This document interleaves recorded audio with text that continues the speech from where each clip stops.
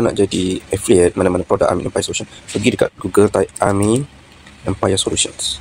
Okey, dekat sini ada beberapa produk yang mempunyai sistem agent. Maksudnya saya buka sistem agent lah. Contohnya Camp Revolusi, dan ada beberapa lagi lah.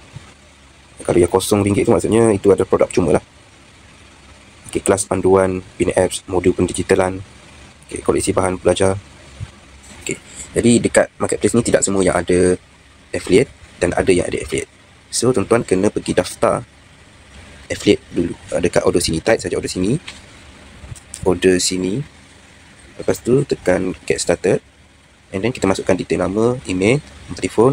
Lepas tu ini adalah nama samaran. Macam saya letak Amin Empire Solutions. Kalau anda nak letak contoh fighter marketing, Sifu viral ke, Sifu affiliate, letaklah apa-apa saja, lepas password. Lepas tu kita pun login. Macam saya dah ada kan. Okay, saya pun terus masukkan email dan password. So dia akan pergi dekat dashboard. So macam mana kita nak ambil link kita? Ialah pertama kita pergi dekat bahagian sebelah kiri tu, dekat referral. Okay, dekat referral ni pilih yang best product. Okey, contoh kita nak cari produk apa? Produk saya yang pertama tadi, kelas bina apps. Kelas bina apps. So kita tengok berapa commission, RM20. Harganya RM39, commission RM20. Pergi sini tekan promote link. Kalau kita first time dia akan tekan get link, maksudnya untuk request dulu lah. Contoh kita produk lain, tengok produk orang lain kan. Okey, produk lain tengok request affiliate untuk projek 4 event kan. Ini kena tunggu kita punya owner tu untuk luluskan. So saya ada apa lagi produk, contoh okey, sini ada tadi Camp Revolusi. Okey, nampak tak Camp Revolusi, komisen besar, harga jual RM97, komisen RM50 per sale. Okey, tekan promote. So dekat situ. Dan yang ketiga kita ada modul.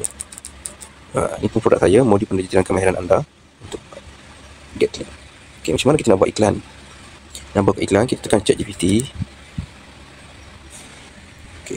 Lepas tu dekat ChatGPT dia type produk apa.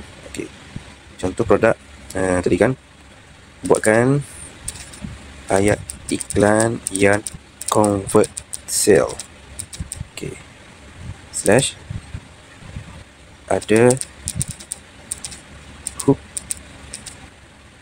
problem solutions dan CTA untuk produk panduan bina apps. Okay. Lepas tu dia akan buat lah, ChatGPT akan buat untuk kita. Okay, klik terus untuk kita.